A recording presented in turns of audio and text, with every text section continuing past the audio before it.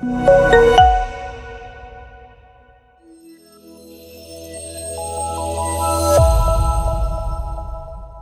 hi everybody, and welcome to panel one of the Women in Health Tech month on the podcast. The Only Way is Ethics. Thank you for joining us, the audience, and thank you to our guests. We have three fantastic guests with us: Helen Mutton, Rebecca Wilson, and Elsapeth McGuire.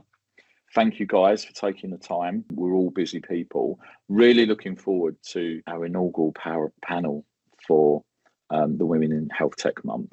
I'm really excited. I will let people know though, and it's not like sort of, a spoiler. We have recorded, due to logistics, 2 panels already, but I'm really excited with that because I'm armed now with stuff for us to sort of to get our teeth into.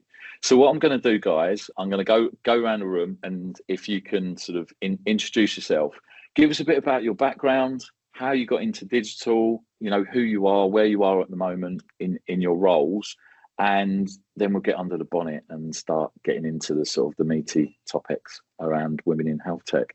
So if I could start with Helen, if that's okay. Yeah, no worries. Hi, everybody. I'm Helen Mutton. I am the Director of Operations for the UK branch of Alcidion. I am a pharmacy technician by background, and I started a million years ago as a pharmacy technician, and anybody that's a pharmacy technician knows we get things done.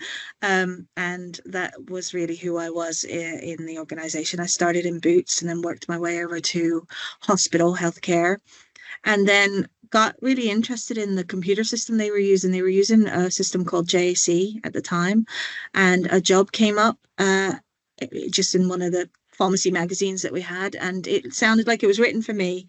And I applied and got the role and stayed with JAC for 16 years, although it went from JAC to WellSky to Mediware to System C. So they've changed their names, but I stayed. And then when System C took over, they made some changes and brought in some senior managers, which made a ceiling. Like I couldn't go any further. I applied and they didn't really want the people that were there for a long time to sort of move up. So what I did was I went to see what there was out there in the marketplace for me. I ended up as a director of professional services for a company called Bridgehead Software. Fantastic company, doing great things really to support EPRs. But very soon after getting that job, this job here at Alcidion came up, and it was the job sort of that I coveted it. I really wanted to be in operations. I wanted to oversee how everything worked in delivery and specifically EPR delivery. And I applied and got it. So it was a bit of a bolt out of the blue. I wasn't expecting it, but here I am, and I'm happy, and I feel like I'm wearing the shoes that fit me.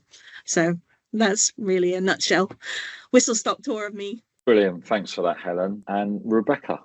Yeah, and I'm so excited. Another pharmacy technician.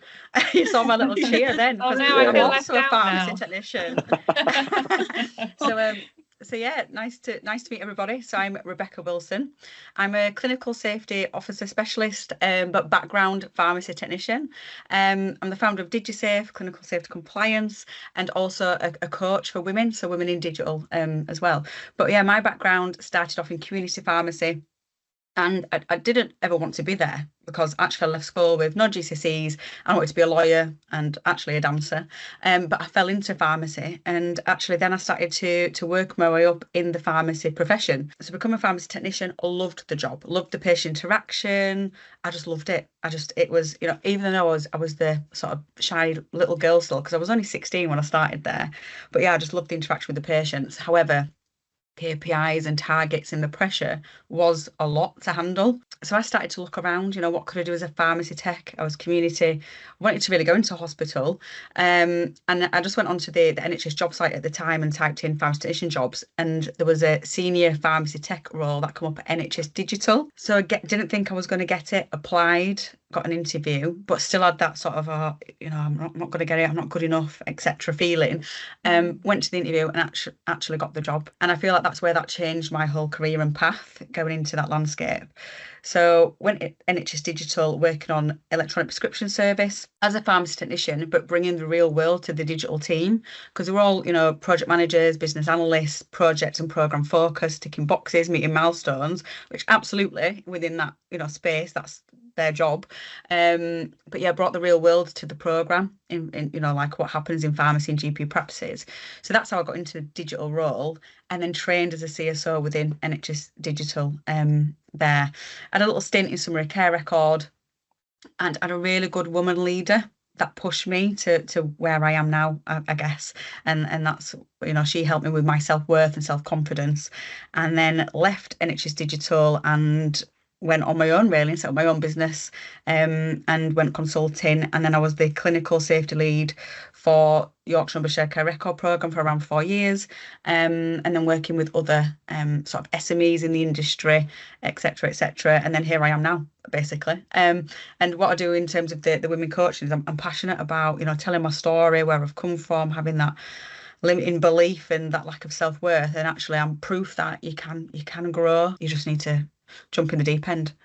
So yeah, that's again, whistle stop tour of me, another pharmacy tech, amazing. And I bang the drum for pharmacy techs and everything, women. So yeah, but nice to meet everyone. Thank you. Brilliant. Thanks, Rebecca. Els? Amazing. I feel like I'm in amazing company here. And I've actually not been in digital very long. It's only been 2 years, but my background is not in pharmacy tech. I'm a nurse by background. So I've kind of got a family of in different healthcare professions. Thank you, Dee. So yeah, I went to do my nursing degree up in Sheffield and loved it. Challenging, but didn't kind of know what aspect I wanted to go into. Came back home to, home is London and Oxford, but came back to London and I did neurology for a little bit. Lasted 6 months. It wasn't for me. Fantastic team. But then I went and did my oncology degree at the Royal Marsden. So I worked at the Royal Marsden, specialised in oncology. It was fantastic. Loved my patients, loved the team, kind of moved around the hospital, worked on a lot of different things. So even when I was doing my job, I was always focused on how can we improve things? How can we improve patient pathways? Like working with the DND as well of the hospital, looking at like patient care and improving patient care.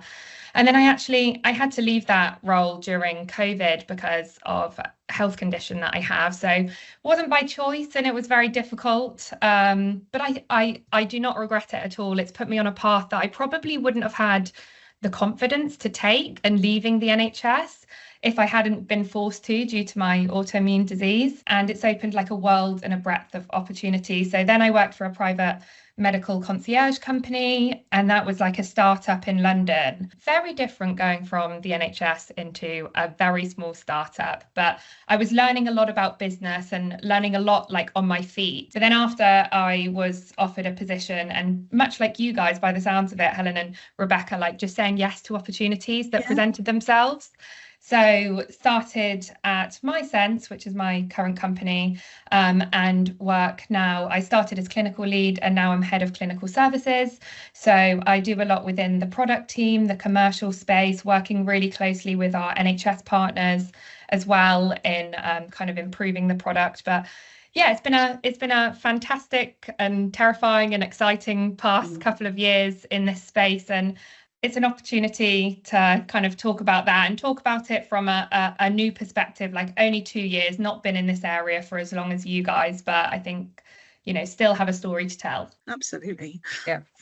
Thank you, Els, and that's great, and thank you, like, for all of you giving your stories, and it's really enlightening for me. It doesn't matter how long you've known someone for, you learn something new, don't you? So sort of like Rebecca, sort of like some of that sort of like story. And it's really interesting in relation to everyone's journeys. And Els, you say like you've only been in digital and not as long as sort of like the rest of us, but absolutely you've got a story to tell. There's a lot of messages sort of like coming out of that, and there's a lot of positives in relation to sort of like Rebecca, your whole background. You said you came out of school, no GCSEs, etc., but wanted to push forward, but you have that passion and that sort of that drive in relation to that. Not a lot of other women do, depending on their backgrounds, but also having that opportunity to do that. And you mentioned sort of like lack of self-worth, but then Els, you talking about, you know, saying yes to opportunities and that sort of like just going for it in relation to that. So we've got 2 pharmacy technicians and 2 nurses. So we've got a nice even, and they're all nice the doers. even divide in that. Yeah. And I keep doing this on the panels and forgetting that sort of like people watching this may not know who I am. And I don't introduce myself. I just crack on straight on. So I will do a short piece. Hi to everyone sort of out there.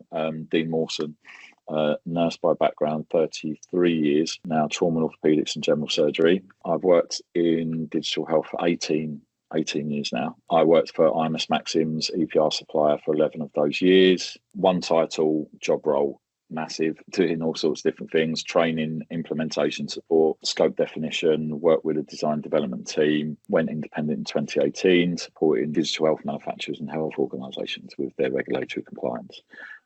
Fellow at BCS, sit on the Clinical Safety Leadership Committee at BCS for the Special Interest Group, and banging the drum for clinical risk management nationally and internationally now, trying to sort of like spread the word, doing some talks with Norway at the moment around some of the stuff and just having chats, and Europe. That's me in a whistle stop tour.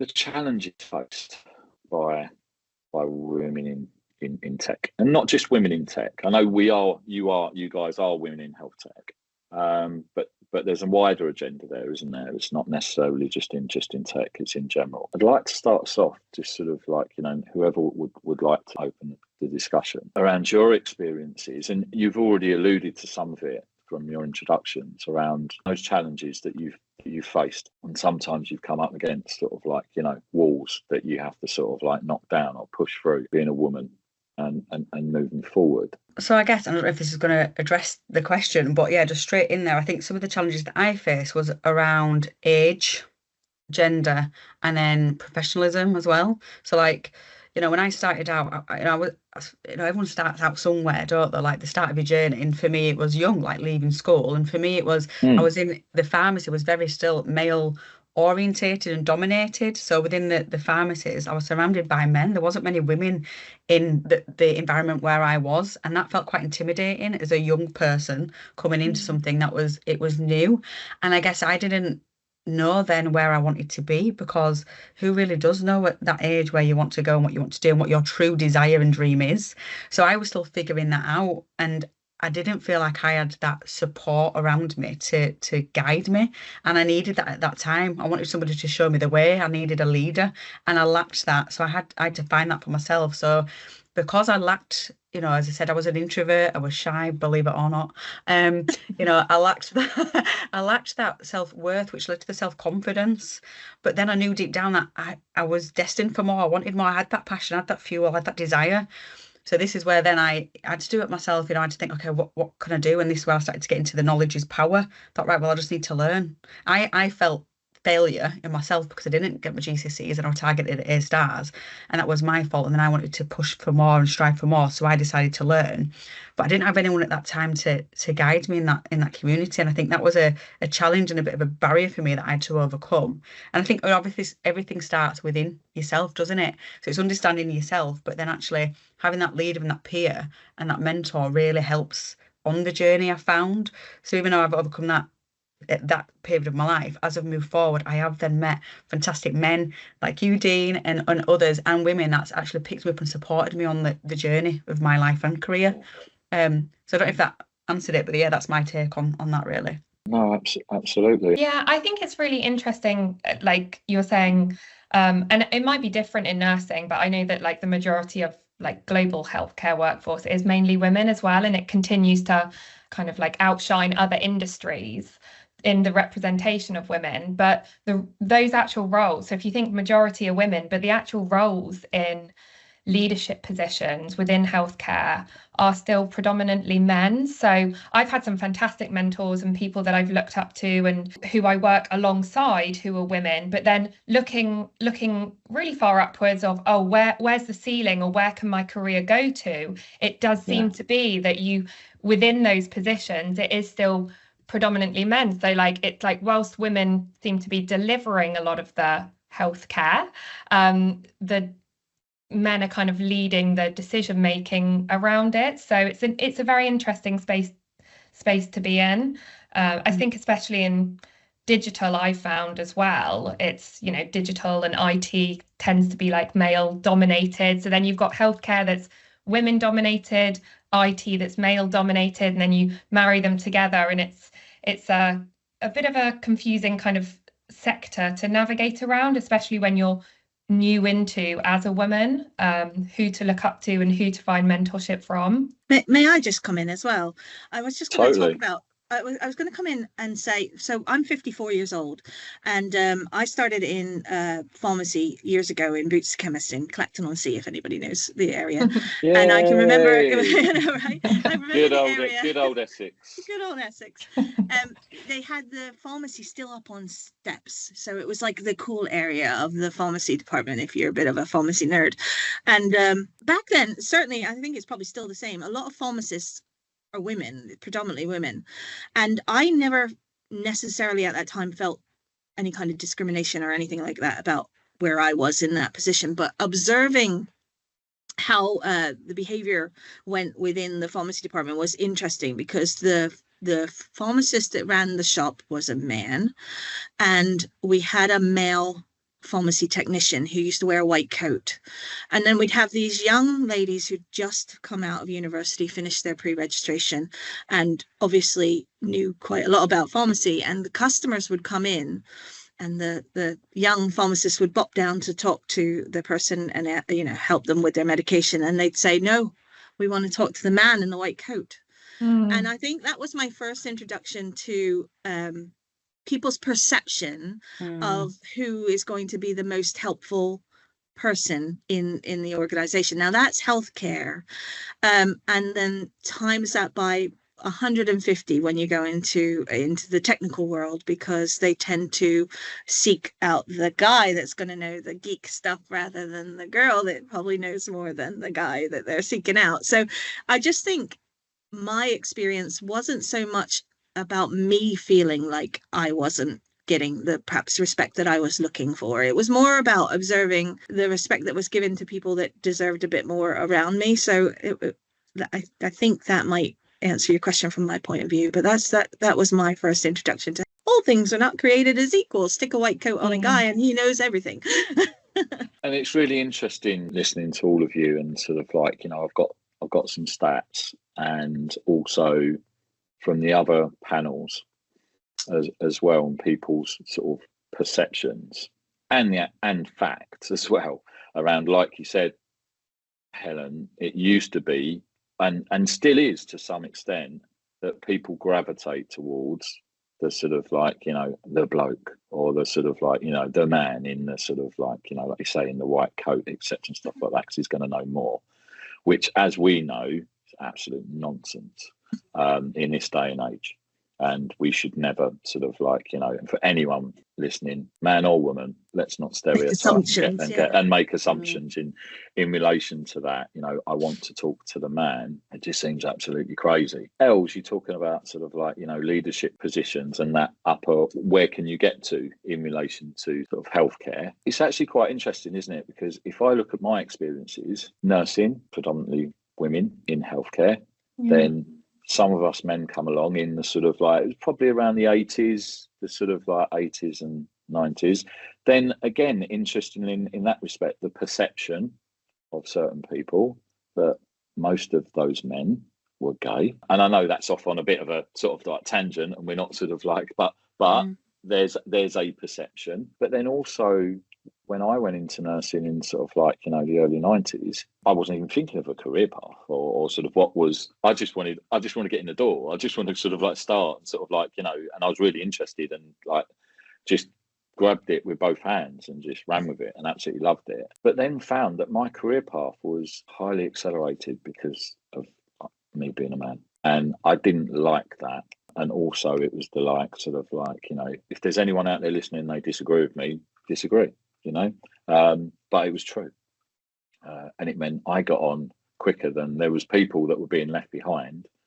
But then what do you do in relation to that? It's very difficult for me, because I was good at what I did, and I was passionate about what I did, and I moved on. But you see people getting left behind because they're seen as, you know, the masses of, you know, women in nursing. There's so many. You have to stand out, don't you? Unfortunately, in those circumstances, you have to stand out, because if you don't put your head above the parapet and you're not no one's going to notice you, are they? They're just gonna ignore you and go on to the next. So it's really sort of like, now, someone said on one of the other panels, within healthcare, there are more women in leadership positions. However, if you look at the statistics, 25% of leadership positions are women, and 75% of the NHS workforce are women. Yeah. So that doesn't. That's crazy. That's crazy when you look at it. Yeah, and it really highlights how, like, even women of equal skills and experience, or, you know, the same career path, or they've done the same courses, or are just being overlooked. And I don't think that's just in healthcare either, but I think it's amplified because it's majority women in the workforce. And then we've got to ask ourselves, but why? Like, what is the reason? Is it because there isn't the opportunity? Is it because there's bias and perception? Or is it because of the woman not going for that, because she's not seeing herself there? So from speaking to other women recently, I've noticed that, you know, like women of colour say, well, I don't see myself in these roles because, you know, it's really rare that I see a woman of colour in this role, so I shouldn't belong there. I shouldn't apply for that. So then they all back on applying for the opportunity. And there's loads of different, you know, reasons. So it's, but why? You know, there could be, like you've said there, Elsapeth, that, you know, there's got the same qualifications, if not more. So why aren't they in that leadership role? Like, I guess what's holding everyone back? Yeah. That lack of representation at the top means that you don't believe that you can get to that point. And I think it's what you were saying, that sounds like you've had some really good mentors, and you are now a fantastic mentor, like, in this space. And it's mentors like yourself, and ones that we've probably all had, that are needed to build that confidence to say you can be the change that you know, tips that curve of more women going for these positions, and building that confidence, and like, you know, making that internal belief that you were saying as well, that you need in order to take those opportunities.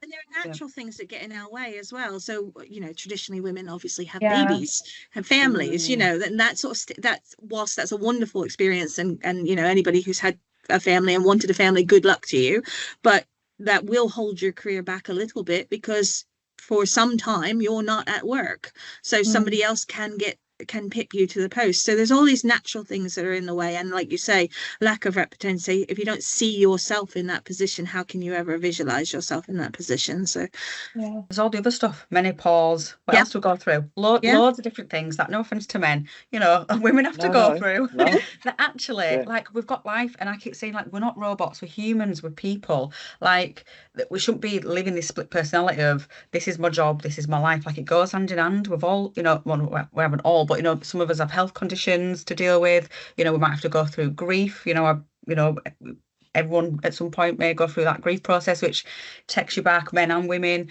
But yeah, the menopause, the baby loss, you know, that we don't speak about, the whole taboo subjects that actually can really affect a woman, but then they don't then have the opportunity to go forward because of that.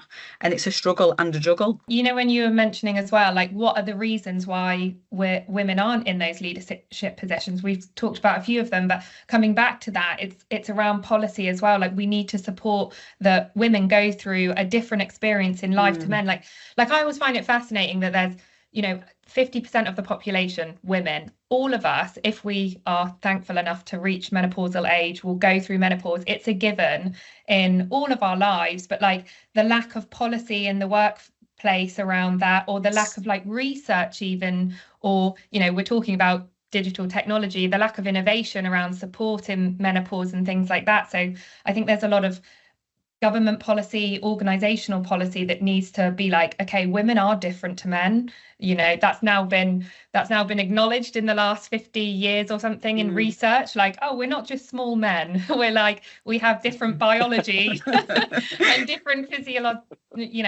physiological like things that happen to us. So we need to build some guardrails, some policies and legislation around supporting women during those different phases, like in their life. Yeah, And Yeah. that's interesting you're saying about that, because we had and I don't want people getting confused listening to this, and I say we had different, like the other panels, and this is panel one, but sort of like, you know, Claire Dixon talking about polycystic ovaries and sort of like all that type of stuff, and that in her experience, and sort of like, you know, doctors saying, oh, it's just a figment of your imagination, you need to lose weight and just get on with it and stuff like that, and Or go you're with the just pill, that's the answer. and, yeah, and you're just like just sort of like how attitude sort of like in relation to that, like you said, Els, you know, it's about raising awareness. And I think, interestingly, I'm going to throw another statistic at you. When you're talking about why do women potentially not go for these roles, or why aren't they in these roles, job applications, the piece of research that was done around job applications, women tend to, when they look at job applications, if they don't meet 80 to 100% of the criteria, they will not go for that job role. Whereas men only look for 40 to 60%. Men are more sort of like, I'm just going to go for it. Do you know what I mean? If I don't meet I'm just going to crack on. Yeah, I'm just going to sort of like, you know, as people, and have that sort of like confidence. Whereas I think, you know, potentially women are like sort of, you know, maybe it's the fear of rejection. It's like I apply, it's the fear of rejection, and then how's that going to make you feel? Totally. It could be that. There's a number of things, isn't there, Rebecca, that it could be. You know, whether it's a confidence thing, like, you know, lack of self-worth, or sort of just that general historical sort of like thing in relation to that they don't actually put themselves forward. And I didn't know that until it was told to me, and I was just like, wow. Do you know what's ridiculous as well? Really the interview process in the NHS, all this score point system. You know, you've got to answer this. So I was speaking to a lady, and she could nail the job 100% and more, but because she isn't a good interviewer, she can't sit interviews, she's terrible.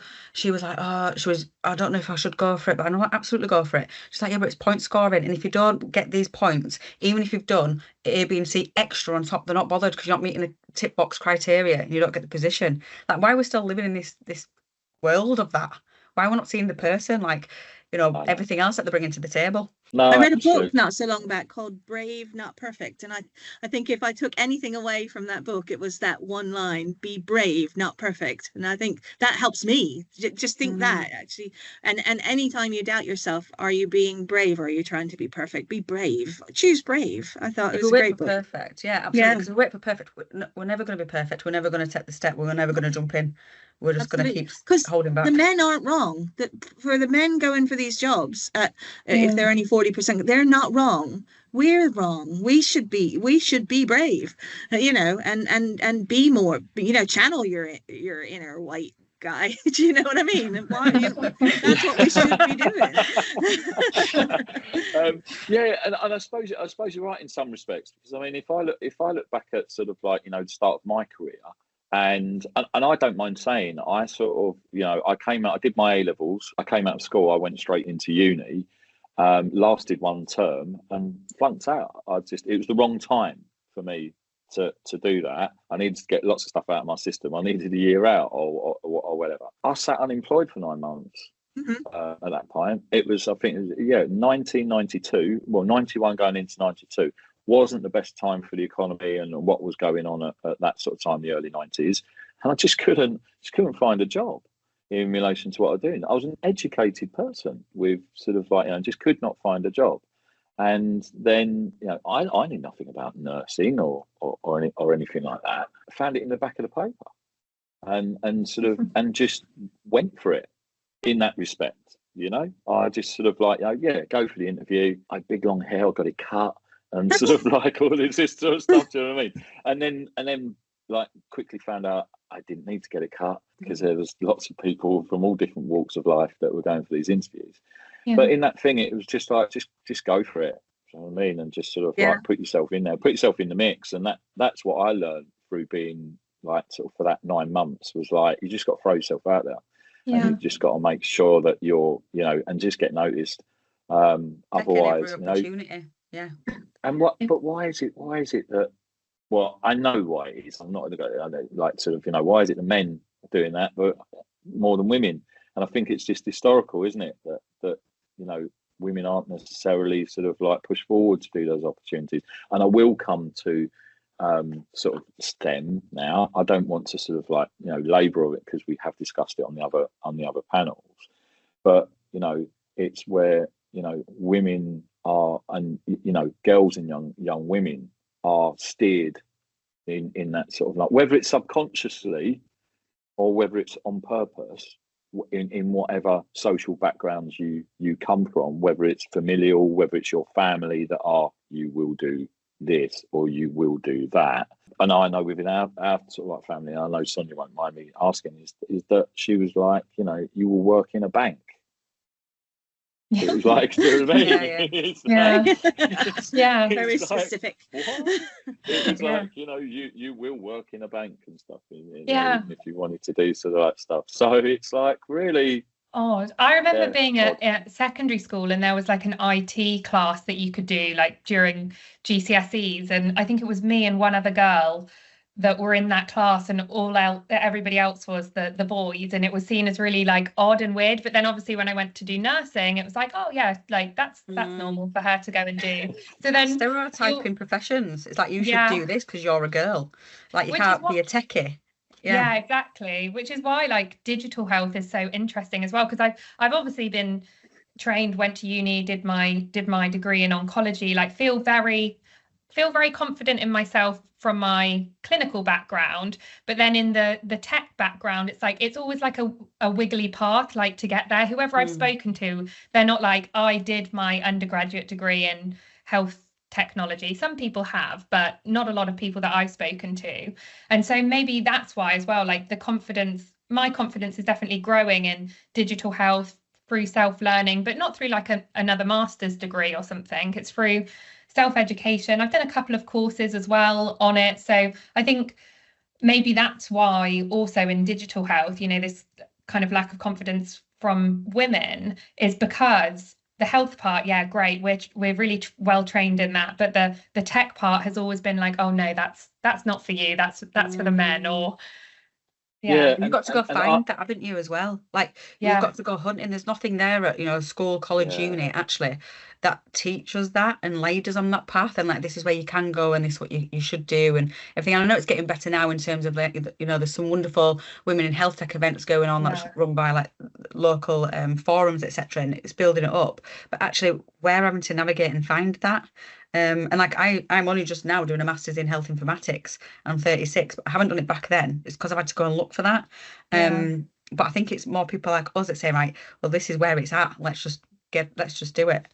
It's also where you've seen your family go. So for me, I was never steered. I'm kind of feral. I grew up kind of feral, but my mom was a nurse, and so healthcare was what the women did in my family. It wasn't expected. Like nobody told me I had to do that. It kind of like was almost your natural. You got onto a road, and that's the road you followed. Now, it turns out I'm a little bit squeamish when it comes to the stuff that you nursey people do. But so I had to find another health area, and tablets, as it turns out, isn't so gross. So and that's how I landed in this area. And then by accident, I got into I like the computer bit of this. I know how to fix that. When that goes wrong, I know how to fix it. So it was kind of like an accident, and nobody encouraged me. But I have to be honest, nobody discouraged me either. Perhaps I had to work a little bit harder, believe in myself. And the other thing that I have, I think, going for me, similar to what you were saying, Dean, was I obviously was raised in America. I came over with a very strong accent. My accent's quite light now. That made me stand out, and that ability to stand out made me be able to be successful in my career in a different way. So whilst I'm still a female, I wasn't necessarily held back because I had this thing that made me a little bit different than the crowd. Just a little observation, that's all. No, absolutely, and all of that rings true. And sort of like Els, you talking about sort of like the IT and sort of like women in IT, and wouldn't it be really great? And apologies, Helen, because Els and Rebecca know Brett, so Brett Marshall. But wouldn't it? I would love to see a female Brett will listen to this and go, oh, what are you talking about? but I'd love to see a female Brett Marshall, that sort of, because I haven't found, or I haven't been introduced to a female. So just to sort of like Helen to like, so Brett's an RAQA, he's within sort of like, and he's a bit of a guru in relation. What he doesn't know is just like, you can throw a book at. But where are the women in relation to those roles? Because I think it's very rare that you find a woman within that role that has that sort of that expertise, that technical expertise, and that's no fault of the women. I just think that they're possibly not the opportunities, or they're not pushed, they're not directed down that. We don't see where our skills go, because we get really tunnel vision, I think. Like, we do one thing, okay, I'm a pharmacy technician, I'm medicine, I'm pharmacy, I'm community. Actually, could I do digital? And we need to look outside the box. So like when I've been looking at, the people's CVs and skill sets, it's like, where can you utilise them skills across other industries? Like, we don't have to stick in digital health. We could go work in other digital areas, in other tech areas, so it's looking outside the box and not staying in just that one focus of, I can't do this, I think. And I think the environment is really important. So like your family environment, how you've been brought up, your core values, your belief system, is there any limiting beliefs there? How do we navigate all that? Have we got that support within work? Is the opportunity there? Have we got the leader and peer? There's all these moving parts to put together. That's the thing. And then, it's, do we actually look outside and go, actually, we could do that? Yeah. Like, look at the job description. Actually, I fit this skill because I've done it this way. I've applied it in motherhood. I've applied it in this area of my life. So I think, it's that whole mix of all that, basically. But we need to change the landscape in relation to this. And if whatever we can do to sort of like to push this forward, because I'm going to throw another statistic in your direction as well now. And I was, when this was sort of like relayed by Liz Ashall-Payne, it was a bit of a jaw drop for everyone on the thing, everyone, and me including. Only 1% of funding in digital health is given to women in relation to them being innovators, standing in front of pitching to sort of like these like assessment boards and stuff like that. Only 1% of the funding, which I think is absolutely disgraceful. It's just, I was just like, just sort of shocked. It was like, seriously, that is shocking. I knew that like femtech was really underfunded and underrepresented, but I didn't know that it was that bad. And I knew that men's like health services are something like, I don't know, 5 times, I hope I'm getting that right, more funded than women's health innovations in the UK, but I didn't realize it was such a small percent of like innovators who are women that are being funded in this space. I was going to say, I wonder if companies then almost take that statistic and run with it and think, well, if a woman's not going to get the funding, let's put a man in the, you know what I mean? Is it doing it the other way around? So whereas we're perhaps not brave enough to go forward and put ourselves forward for that, and then we're not getting funded, is that also cooking the books in a different way? Our companies going, haha, we maybe have to put a fella in this role because we won't get the funding otherwise. I don't know. I don't know the answer to that. It's just something that's crossing my mind. Do you know what? That's posing that question, and thank you for that, Helen. Because you don't look at it in that respect, do you? That some of these statistics, unfortunately, could have a knock-on effect. Because people do, obviously, top management do look at statistics. That's what they do. That's how they drive their organisations in relation to that, and that's how they make decisions in relation to what they're doing, and not just big corporates, any organisation. Yes. I do it. Rebecca does it. We all have to look at stats at some point in our sort of like in our careers and in what we're doing. Like looking at the positive side, what's out there, because there are some good initiatives that are out there. From your perspective, that like the three of you, you are women in health tech. What opportunities do you see out there, and what can we do? Because we're your ambassadors. That was one of the reasons that one of the biggest reasons I set this up, and it was having a conversation with Lisa Simmons from Safe Hand when we were at HET, and I'd had the idea but I just thought it's not going to take off. It's not going to move forward. And, and then Lisa was just like, and Julie Cawthorne and those guys, they were like, no, you have to do it. It's like sort of, it's not a sort of, oh, I might do it. You have to do it. And I was like, okay, I will. And we pushed it forward. And one of the things was that, is getting people airtime. And I'm hoping a lot of people listen to this, and it would be really good to move forward. That I don't want this to be, okay, we've done 4 panels, chatting. I'd really like to sort of see what we can do moving forward, you guys as ambassadors, to say what can we do? And if it is you guys becoming sort of members of the Evelyn Dunsmore Foundation, or we create something sort of like, moving forward in relation to that, with my complete backing, in relation to that. As a man in HealthTech, and sort of supporting. So I will say a thing sort of like, someone mentioned to me when I was setting this up, and they were like, oh, but like, you're a man. And we've mentioned this on the other panels as well, just saying sort of like, shouldn't it be a woman that's sort of like, that's doing this and hosting this? And it was like sort of, and someone said on one of the other panels, if the intention is that this is like sort of a panel of women for women, and only women are going to sort of listen to it, that's a different podcast. It's not mine. And that wasn't the intention. We've got to work together, and we've got to raise awareness, haven't we, in relation to that, and sort of like push this forward. It'd be nice to sort of like, to have a conversation around what is out there, and what we can do in relation to that. If anyone wants to kick that off. I'm here, like, let me talk.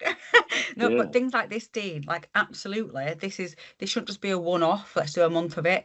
A regular getting women on your podcast, like doing things like this, is showing like the ambassadors, the leaders, but also what I call the little voices, the people out there that haven't been seen and heard, that have the potential, like, they can grow, they want to succeed, but they haven't had the opportunity. Getting those ladies that maybe are listening to this now, are just sat there going, shall I, shan't I?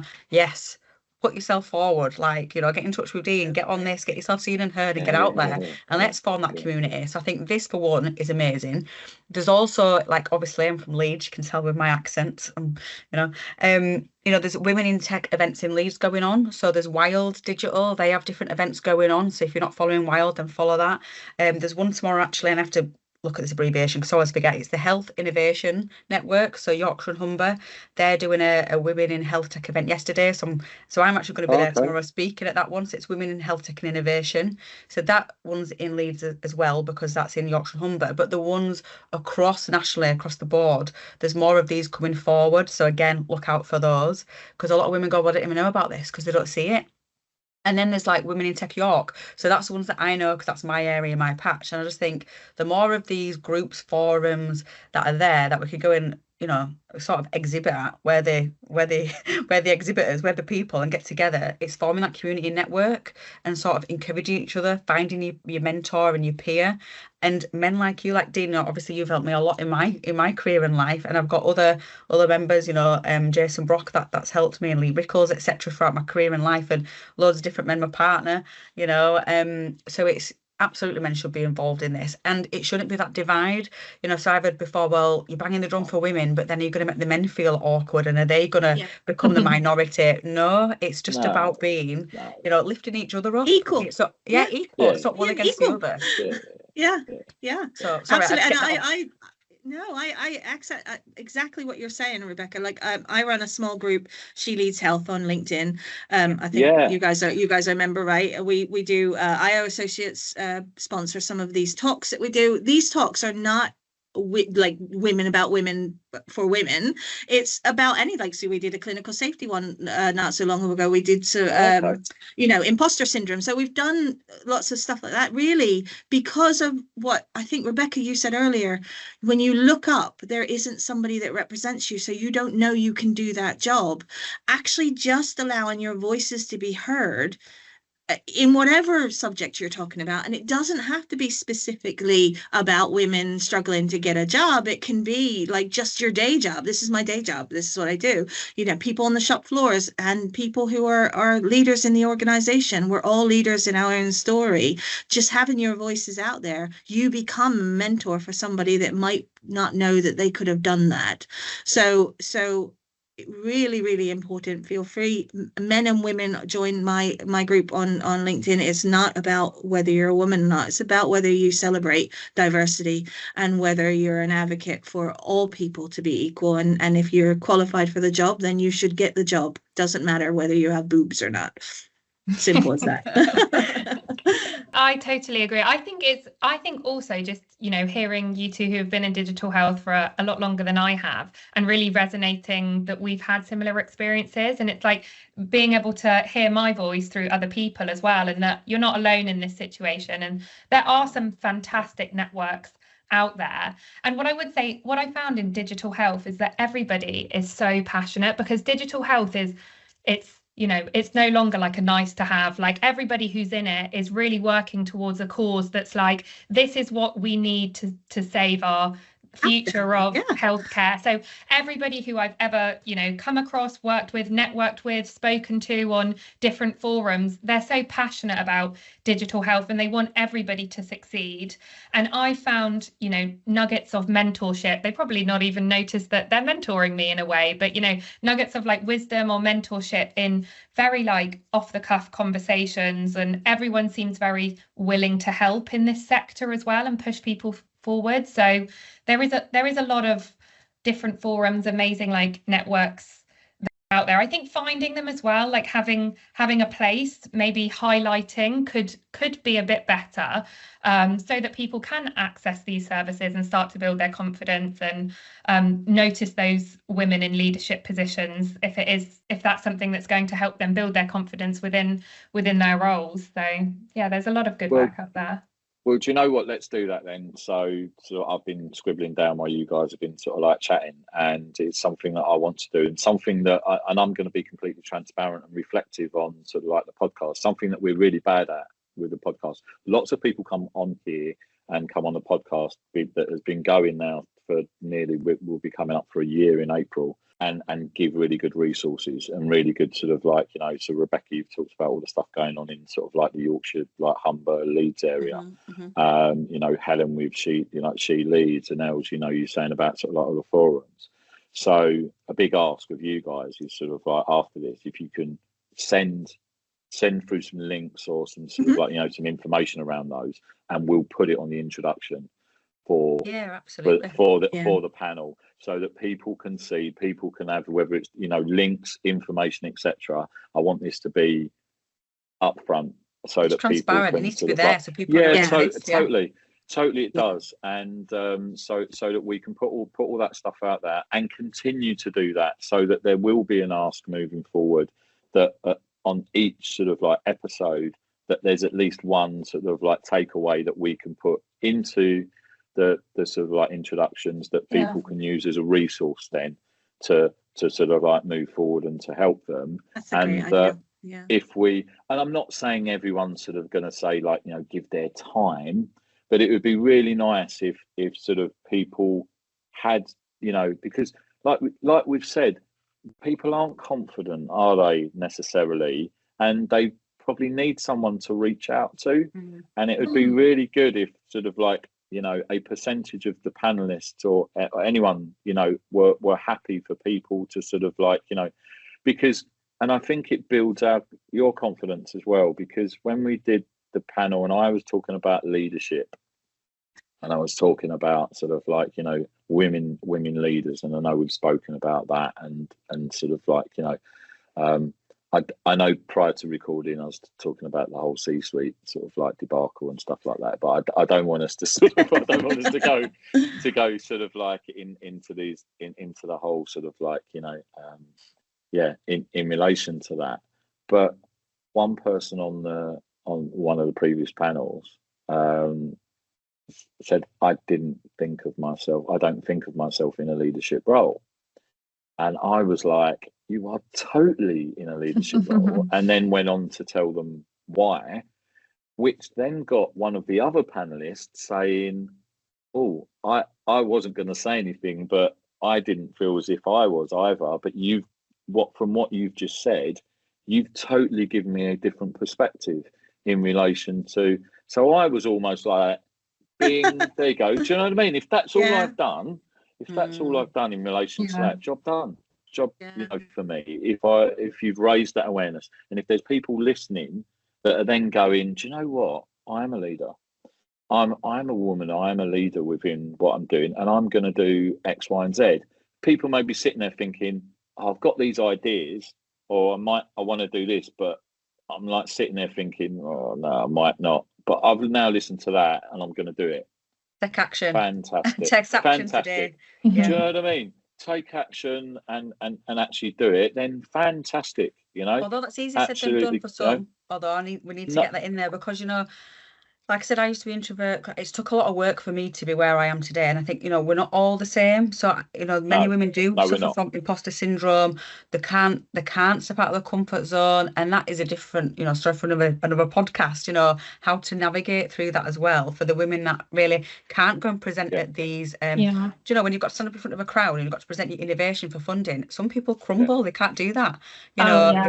So it's a whole breadth. I think there are different personalities and things that they're dealing with. So for some people it can take action and step up, absolutely. For others, get the help, get the support, find the mentor to help you guide through that and navigate through the complexities of it. Absolutely.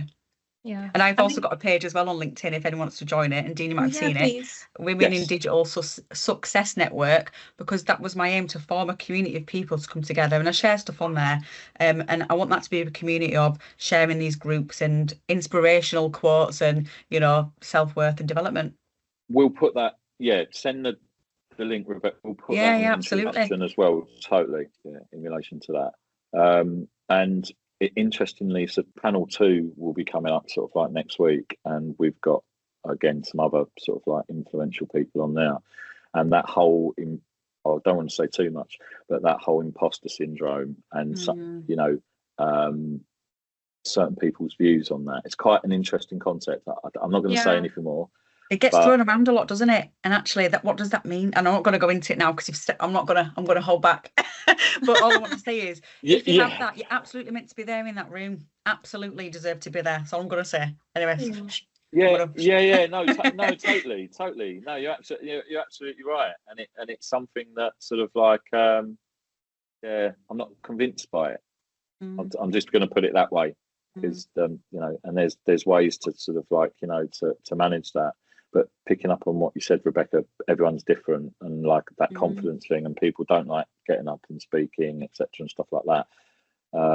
It's generational differences as well. So maybe people who have gone to university are more comfortable speaking publicly. People who perhaps are older and maybe have never grown up with technology, not okay talking on Teams, for example. So there's all sorts of aspects that affect people's ability to achieve what they're trying to achieve, and it's not as straightforward as some people can and some people can't. There's all sorts of nuance to it.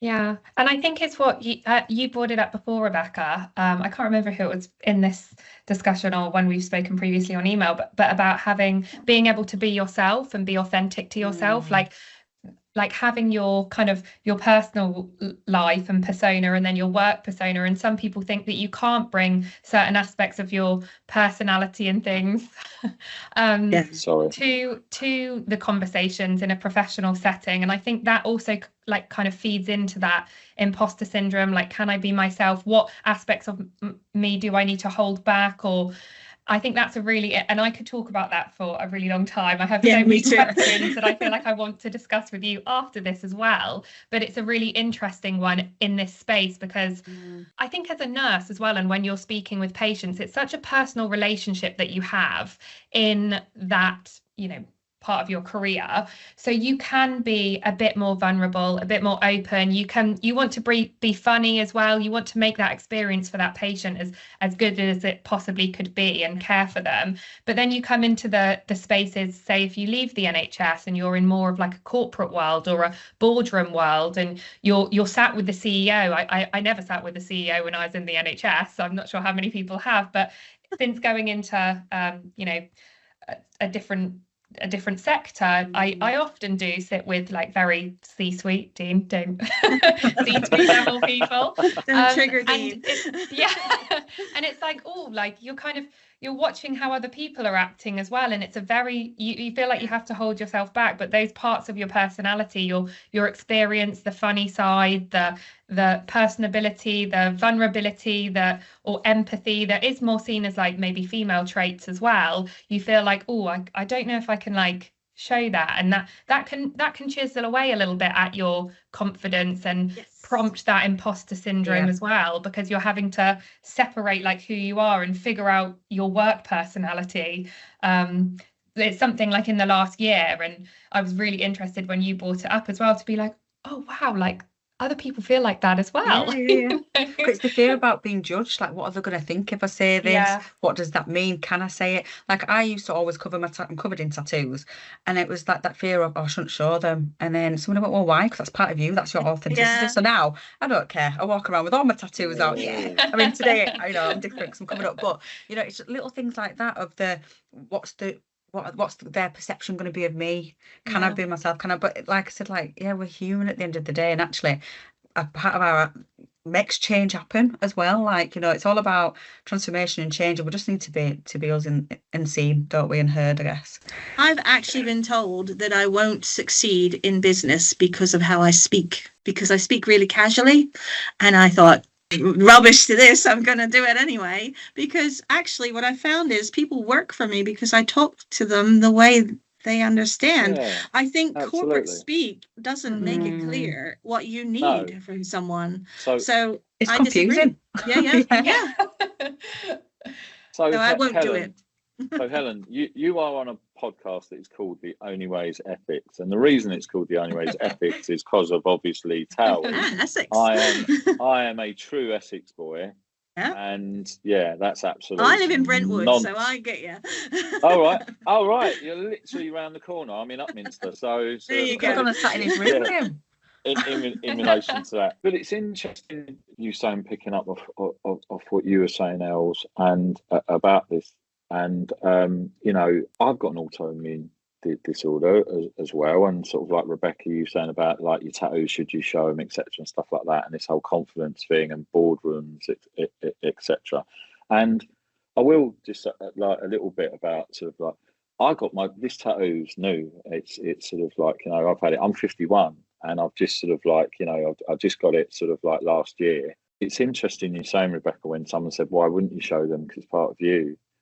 That tattoo tells a story. That's what I'm all about. I'm all about that sort of thing. And I think I've only been able to do that since sort of like, I got ill during COVID, and it wasn't COVID. It was like Rebecca like sort of knows, and I don't mind saying, I've got ulcerative colitis, and it just changed my world completely. It turned my world upside down. When you're this sort of like, this person that's normally fit well, etc., and stuff like that, and then all of a sudden someone just goes, wham, have some of that. And it just knocks you sideways, whether you're a clinician or not a clinician in relation to that. But slowly coming out the other side of that, I grew a different confidence in relation to be able to manage that and being able to handle it, and sort of like, and it took me in a different direction in relation to sort of like moving forward. And gave me the confidence to do sort of like, I want tattoos, and I want sort of, and I don't, and people even said to me, oh, but you're working in sort of like the corporate world and all that sort of stuff. Are you going to go right down your arm and stuff like that? And I'm like, that, I don't care. Yeah. And it wasn't me saying I don't care as in like disrespectful to anyone, or it's like, this is me.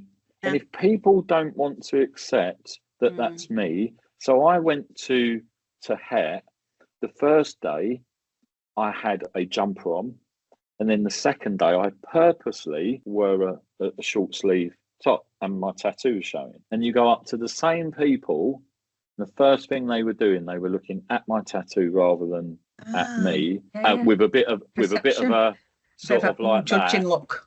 Who's and it this was now? like, do you know what I mean? Whereas other people that don't have those perceptions were like, wow, like saying to me, tell me about your tattoo and stuff like that.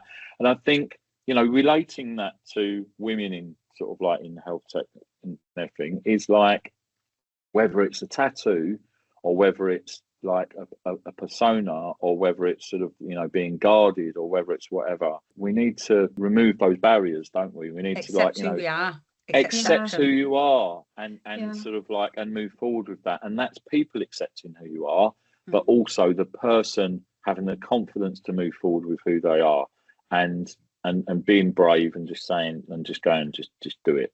I'm feeling really empowered, you know, like this call's going to come to an end and I'm feeling like the buzz and I'm like, yeah, let's go. And I'm like, what am I going to do now? What am I going to do with the rest of my day?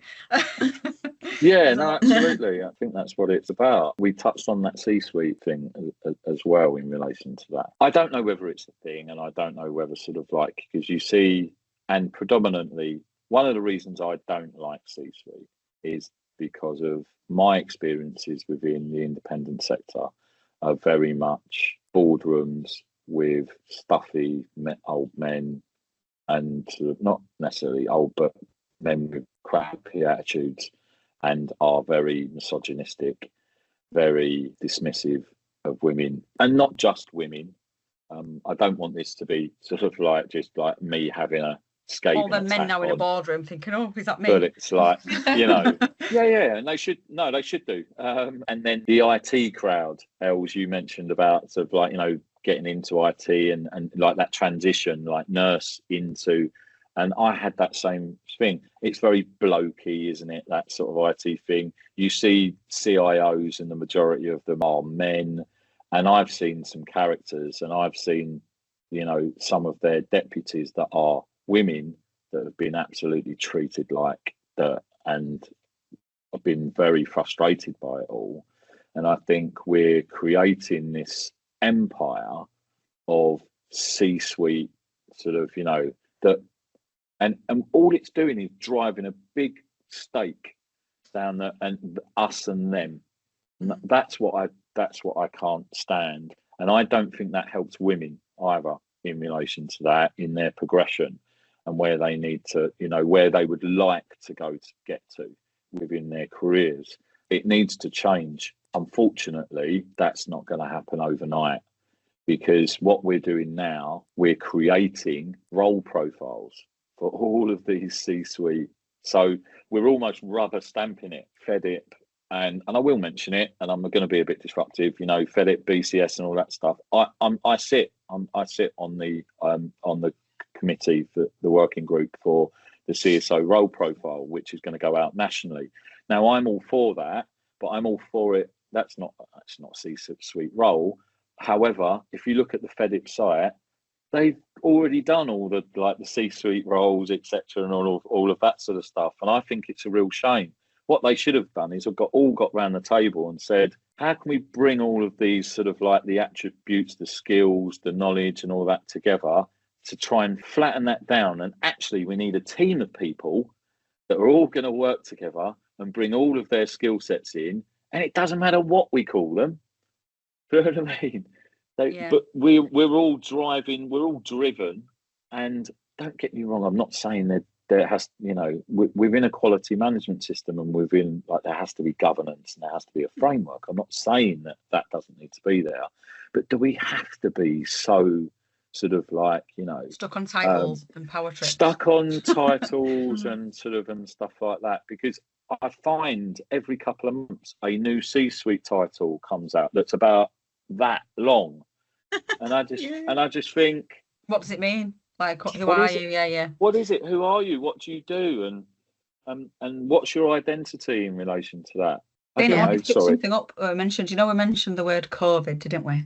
And it just triggered something in my mind, because again, another conversation I was having around, since COVID, we're all used to like Teams meetings now and not being present in person, and that's affected the people as well, and the women that I've been speaking to recently about showing up and going in totally. and around that whole Totally. the shot, and it's building themselves back up. It's not just women, it's everyone, isn't it? Since we're behind a screen. So I think that, you know, there's that aspect of, you know, going from behind the screen and showing up and going for that opportunity as well. And the reason I just brought it up is because of, you know, what you just mentioned there, I guess, around the COVID. And I think that has had an impact on everybody, and the drive again to where they need to be or could be. Yeah, absolutely. And I'm a big I'm very passionate about getting away from, says Dean, who's recording a panel over Teams. But I'm very passionate about us all getting in front of each other. And do you feel, I'm just going to throw this out there and see like your comments around this. You're absolutely right, Rebecca, in respect to COVID and people becoming comfortable now at home, and there's a flip on possibly more so for women because of the role that women play with their with children, school runs, etc., and stuff like that. And all of a sudden, it's like, you know, you've got your feet under your desk, going, "Oh, I can just sit and go on Teams," rather than sort of like. And I'm almost like, no, like don't get comfortable. Well, please don't get comfortable with that. You need to sort of like, you know, like it's the. And as a mum, you know, I love taking my kids to school, going to the assemblies in the plays, etc., which I probably couldn't do before COVID. So I think it's giving women more of a ability to be present as well as a mum, or maybe not even not a mum, like in other aspects. Maybe it's your mum or dad or hospital appointments, etc. So there's that ability of some of the women like, I love this, I love the flexibility, but I want to be here. So it's how do we balance that? How do we bridge the hybrid balance. I guess. The balance, the hybrid, like I want to be a mum or whatever I am in my life and have that work-life balance that we bang on about and not be burnt out. But I also want to be a good leader and I want to be in this role and I want to do this, that and the other. And since COVID, there has been that, okay, we're on Teams, we've got that used to it, it's flexibility. So how can we drive forward, but still having, you know, like we spoke about international people like in Norway and stuff, they have a great life, like they have reduced hours, they have 4-day weeks, they do this, that and the other. How can we balance it so we can still be strong leaders and worthy and do what we want to do in our career in life, but also be ourselves as well and be the parent successful in your own life. Successful. That's a challenge in itself. I hope they don't. I hope it doesn't change so badly that they mandate a hard everybody must be in the office, or equally everybody must work from home. Having that balance is so important. And like you say, it's not just children. You might be caring for elderly people. Just getting your laundry done when you are busy. You know what I mean? When do you get your laundry done? You know, so it's silly things like that you need that balance. But let's hope they don't make the rules hard. I'm all for hybrid as well, because I obviously was working in the NHS on a medical day unit, like where my patients weren't coming to my house, so I had to go and look after them. And now I'm fully remote, and I would love to go, you know, somewhere in between. I think there's a lot of merit as long as you manage a team and the team culture is really good when you're remote, then it can be very successful, and productivity doesn't need to be like stifled from it. And you do get all of those benefits of, you know, work-life balance, especially as a woman or a mum or, you know, a carer or something. But I'd be very interested to see, you know, in the studies that are coming out over the last couple of years since COVID, like the productivity of teams. And because they've done studies that people in the same room, and this is probably going off in a bit of a tangent, but I heard it on a podcast the other day, that if you're in the same room as people, that your brain waves go on like the same kind of frequency, or there's like a common brain waves, there's a common like kind of commonality between how you're all feeling if you're in the same physical space. And that obviously lends itself to productivity and outputs from teams, and just the ability to like affect change as a leader of a team potentially. So going to, you know, a remote model, I think you have to put a lot of effort into making your teams feel collaborative and putting up, you know, team culture as a real hard like focus to make sure that you're not losing other aspects, and people aren't being unseen because they're not in a room and they don't necessarily come across as well or as themselves on Zoom or whatever it is. It's a really interesting space that I'm sure really in the next few years we'll find out more about. And something we can pick up moving forward. We could sit here all day Like we and could. and wax lyrical and about lots of interesting things, and I would love to be able to do that, but we are going to have to wrap up. But before you all go, one thing we do on the podcast is put you all on the spot one last time. If there is one message that you can give to the audience as a takeaway from what we've discussed, what would that be? And I'll start with Helen. All right. I mean, I think I'm going to go back to that book that I read, Be Brave, Not Perfect. I think everybody should just have a go and put yourself out there and be authentic, be authentically you, and you're gonna do well in the thing that you're supposed to do well in. So just be brave. Don't worry about being perfect. Brilliant. Thank you, Helen. Rebecca? Yeah, I think for me, it's just believe in yourself, because you can do it. Take actionable steps, no matter how small or big they are, to get to where you want to be in your life, whether it's personal or professional. And I think one of my mantras I've been saying recently is that, just showing up, because there's plenty of opportunity out there. Yeah, and if your net isn't in the water, you're not going to catch the fish. So that's my message. How do I follow that? How do I follow that?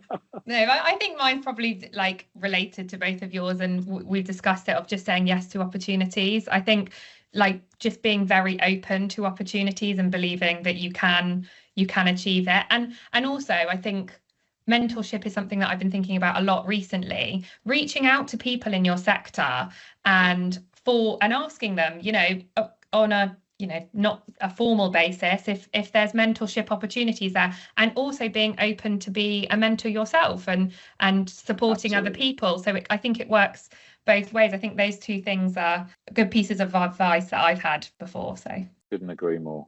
What's your message, Dean? What's my message? See, I have to give one. The problem is, Rebecca, if I go, so I'm going to do a wrap up, and this isn't me shirking and sort of like and standing off, because I probably have many. But I will be doing a wrap up sort of like after the panels and giving my sort of like views in relation to that. So I'm not sure, I'm not sort of like trying to back out of that one, but I'd just like to say thank you ever so much to all three of you for joining us. It's been absolutely fantastic. It's again another inspiring panel, and you are all busy people, and it's really nice for you to give your time to this and to the audience. So I'd just like to sort of wrap up. Thank you to everyone for listening as well, for those that are, and just a reminder, you find us on Spotify and YouTube.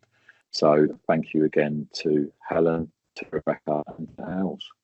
Thank you so much. Thanks for having us. Yeah, nice to meet everyone. Yeah, nice to meet you guys too. Bye. Thanks, Dean.